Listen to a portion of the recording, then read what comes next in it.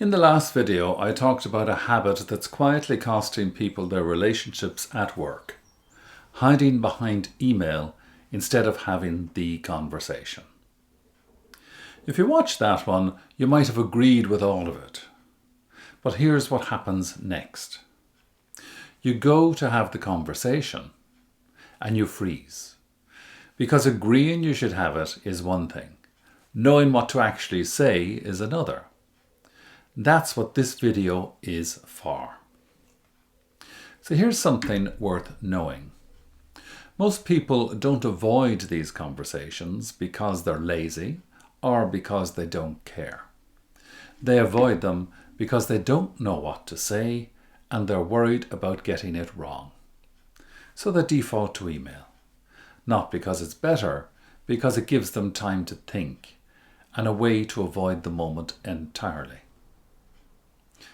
Now, I'm not going to give you vague advice like be empathetic or communicate clearly. I'm going to give you the actual sentences, the opening lines you can use today in 5 situations that come up again and again.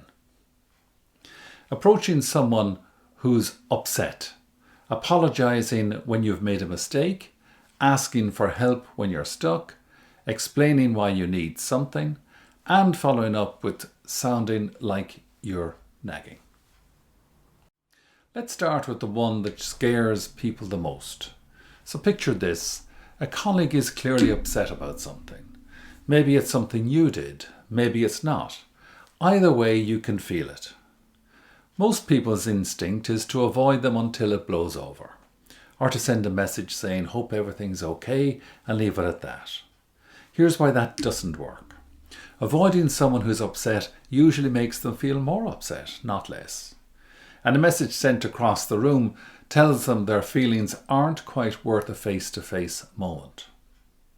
Now, here's the shift. You don't need to fix how they feel. You just need to acknowledge it and give them room to talk if they want to. So don't send a message, hope everything's okay. Let me know if you need anything. And that can be sent from a few desks away. It just looks bad.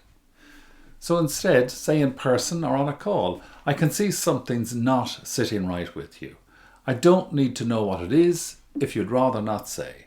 But if you want to talk it through, I'm around. That's it. No fixing, no guessing, just an open door. Here's the part that surprises people. Most of the time, they'll tell you. And the conversation that follows is almost always shorter and easier than the one they'd been dreading. Now let's talk about mistakes. Everyone makes them. The question is what to do next. The instinct when you've gotten something wrong is to delay, to hope nobody notices, or if you do say something, to bury the apology inside an email full of explanation so it doesn't feel quite so exposed. Here's the problem with that. The longer you wait, the worse it looks. And an apology buried under 3 paragraphs of context doesn't feel like an apology. It feels like an excuse with a sorry attached. So here's the shift. Lead with the apology, then explain, not the other way around. So don't email just to give you some background on what happened with the report. There were a few factors that came into play. 3 paragraphs later, so apologies for that. Instead say, I got something wrong with the report and I want to own that before anything else. Here's what happened and here's what I'm doing to fix it. Notice the order? Apology first, then context, then the fix. This is critical. People remember how quickly you own something far more than they remember the mistake itself. Own it early, and you often build more trust than if you'd never made the mistake at all. And here's one almost nobody talks about, asking for help. For a lot of people, asking for help feels like admitting they can't do their job. So instead, they sit with the problem far longer than they should. Or they send a vague email, hoping someone will read between the lines and offer to help without being asked directly. So don't email something like, Just wanted to flag that this piece is taking a bit longer than expected. No rush, just keeping you posted. Here's what that actually does. It tells the other person there's a problem without giving them anything to act on. So usually nothing happens, and the person who sent it is left waiting, quietly frustrated that nobody offered to help. Again, here's the shift. Name what you're stuck on specifically and ask for what would actually help. For instance, I've hit a wall on this part of the project. Could you spare 15 minutes to talk it through with me? I think a second perspective would get me moving again. Notice what this does. It's specific, it's time bound, and it gives the other person something concrete to say yes to. And here's something worth knowing. Asking for help done this way doesn't make you look less capable. It makes you look like someone who knows how to get things done. And that's a very different reputation to have. Now this one is simple, but almost nobody does it. When people need something from someone else, whether that's a colleague, a manager, or a client, they often just state the request. No context, no reason. So don't say something like, "Can you get this to me by Thursday?" Here's where that lands badly. Without context, a request sounds like an order. And people respond to orders very differently than they respond to requests they actually understand. Here's the shift.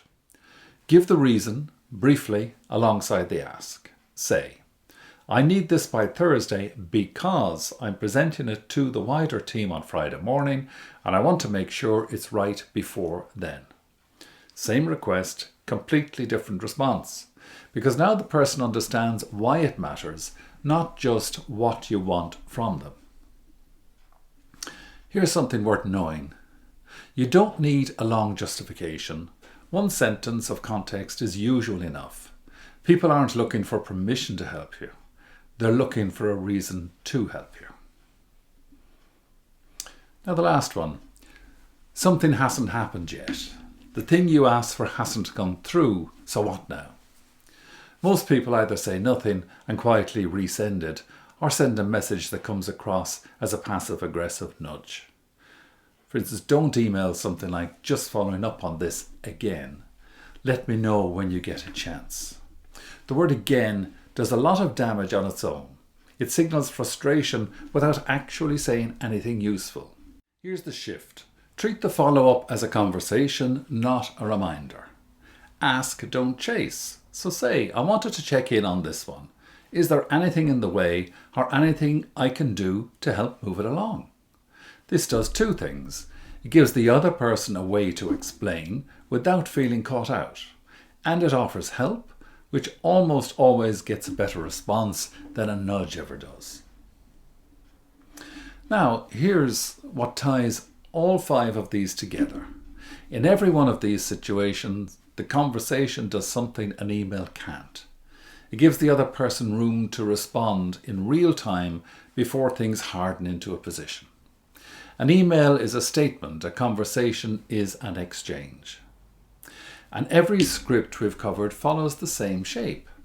Acknowledge what's actually happening, be direct about it, then leave room for the other person to respond. That's it. That's the whole pattern. You don't need to be naturally good at difficult conversations. You need the right opening line and the willingness to use it. So pick up one of these 5, the one that's been sitting in your inbox as a half-written email, and have the conversation instead this week. If this helped, hit the thumbs up and let me know in the comments. So which of these 5 is the one you've been avoiding? And if you want more scripts like this, plus the full framework for communicating with confidence at every level, that's exactly what's inside my Ascend program. Links in the description. Now subscribe if you want more of these, because there's a part 3 coming next.